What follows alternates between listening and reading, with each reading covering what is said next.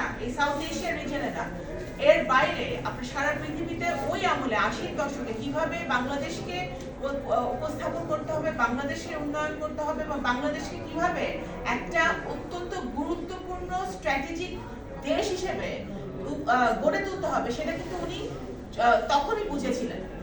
এবং সেই কারণে কিন্তু উনি, আপনি দেখবেন আমাদের বাংলাদেশের চারপাশে যে দেশগুলো আছে, ভারত, চায়না, মিয়ানমার, ভুটান, উনি সার্ক প্রতিষ্ঠা করেছিলেন। উনি কেন সার্ক প্রতিষ্ঠা করেছিলেন? উনি সার্ক প্রতিষ্ঠা করেছিলেন কারণ উনি বুঝতে পেরেছিলেন যে এই রিজনে, এই অঞ্চলে বাংলাদেশ একটি অত্যন্ত গুরুত্বপূর্ণ প্লেয়ার হিসেবে আবির্ভূত হবে এবং যেটা আমরা দেখতে পাচ্ছি হয়েছে। আজকে যদি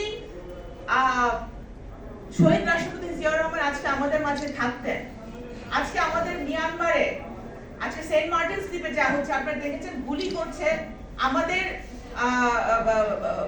সেনাবাহিনীর দিকে বা আমাদের লোকজনের দিকে, বর্ডারে কিন্তু সেন্ট মার্টিনস দ্বীপে গুলি হচ্ছে, আমাদের মিয়ানমারে গুলি হচ্ছে গত কয়েকদিন ধরে।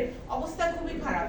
আজকে যদি মেজর জিয়া, একজন মেজর জিয়া থাকতেন, একজন শহীদ রাষ্ট্রপতি জিয়া রহমান বেঁচে থাকতেন, এই বর্ডার কি, এই যে বর্ডারে হতো না এই ঘটনা।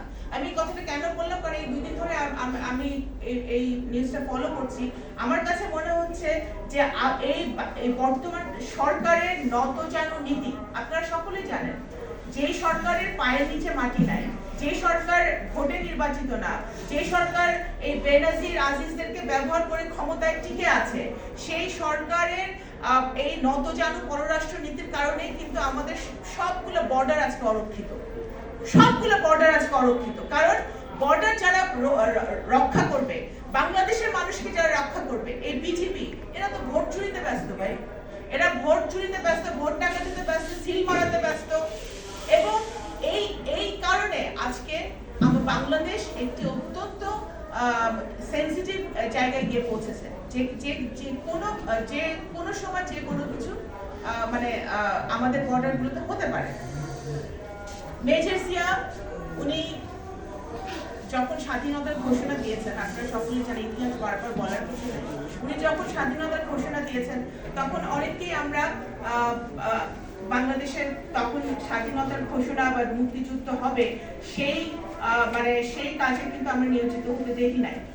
উনি যখন মুক্তিযুদ্ধ করেছেন অনেকেই কিন্তু আমরা তখন মাঠে পাই নাই, কিন্তু বাংলাদেশের কৃষক, শ্রমিক, জনতা প্রত্যেকে কিন্তু ওনার স্বাধীনতার ঘোষণা শুনে অনুপ্রাণিত হয়েছে। ইভেন যারা আওয়ামী লীগ করে, এবং আওয়ামী লীগের বহু আপনার সাংবাদিক আছে, আন্তর্জাতিক লেখকরা আছে, তারা লিখেছে যে তারা কিভাবে পরিষ্কারভাবে সেদিন স্বাধীনতার ঘোষণা একজন মেজর জিয়ার মুখ থেকে শুনেছিলেন।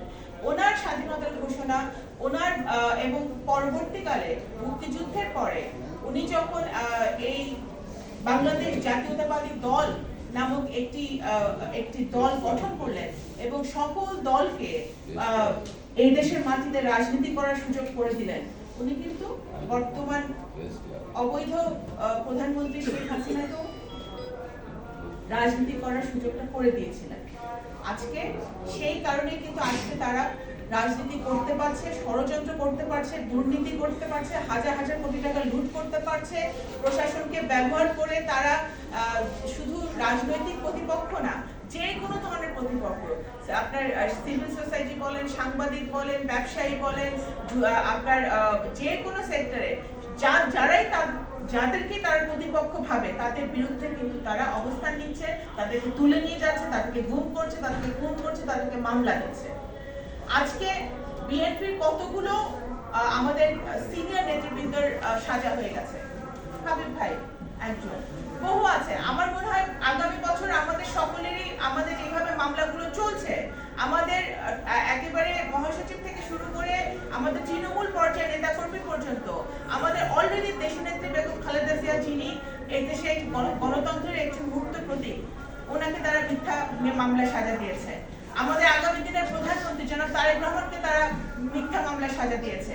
ওনার সহধর্মিণী, যিনি কোনো রাজনীতিতে নাই, উনি ডাক্তারি পেশায় নিয়োজিত, ওনাকে একটি মিথ্যা মামলায় সাজা দিয়েছে। সুতরাং তারা তো বিএনপিকে দমন করার জন্য এবং বিএনপির নেতাকর্মীদেরকে দমন করার জন্য এই ষড়যন্ত্র কিন্তু আজকের থেকে না, এই ষড়যন্ত্র চলছে সেই 80-র দশক থেকে।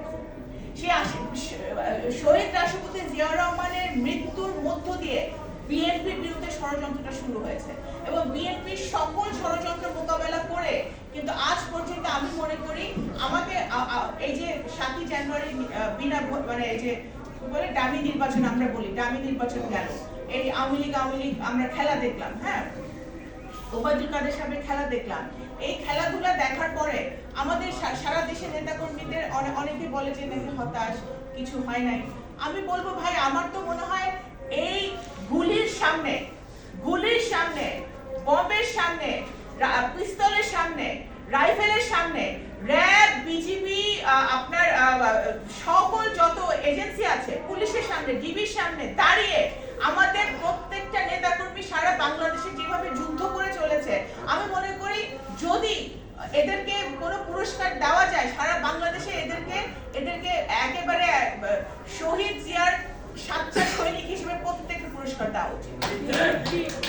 কারণ তারা যুদ্ধ করে চলেছে, তারা কিন্তু মাথা নত করে নাই এবং তারা জেলে থাকলে জেলে থেকেছে, না হলে বাইরে থেকে গাছের নিচে, নৌকাতে, পানিতে, জঙ্গলে।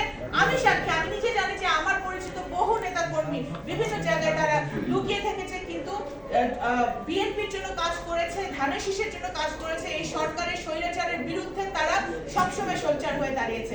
শুধু তারা না, তাদের পরিবারদেরকেও ধন্যবাদ দেওয়া উচিত, তাদের পরিবারদেরকেও অ্যাওয়ার্ড দেওয়া উচিত। কারণ জানেন, কারণ ছেলেকে না পেলে বাপকে ধরে নিয়ে গেছে, ছেলেকে না পেলে বউকে অপমান করেছে, ছেলেকে না পেলে তার বোনকে অপমান করেছে, তাদের বাচ্চাদেরকে ধরে নিয়ে যাওয়া হয়েছে লোকাল থানায়।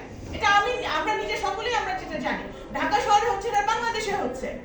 তো সুতরাং আমরা এই দেশ দেখার জন্য সালাম ভাইরা মুক্তিযুদ্ধ করে নাই, এই দেশ দেখার জন্য আমার বাবা মুক্তিযুদ্ধ সংগঠন ছিলেন না, এই দেশ দেখার জন্য শহীদ রাষ্ট্রপতি জিয়াউর রহমান মুক্তিযুদ্ধ করে নাই, স্বাধীনতা ঘোষণা দেয় নাই। আমরা মুক্তিযুদ্ধের যারা প্রজন্ম আছি, আমরা যারা মুক্তিযুদ্ধকে আক্ষরিক অর্থে ধারণ করি, আমরা এই বাংলাদেশ দেখতে চাই না। আমরা সেই বাংলাদেশ দেখতে চাই যে বাংলাদেশ শহীদ জিয়া সৃষ্টি করেছিলেন, স্বপ্ন দেখেছিলেন। আমাদের গার্মেন্টস ইন্ডাস্ট্রি, আমাদের কৃষি খাত, আমাদের শিল্প খাত, আমাদের আন্তর্জাতিকভাবে বাংলাদেশ যেভাবে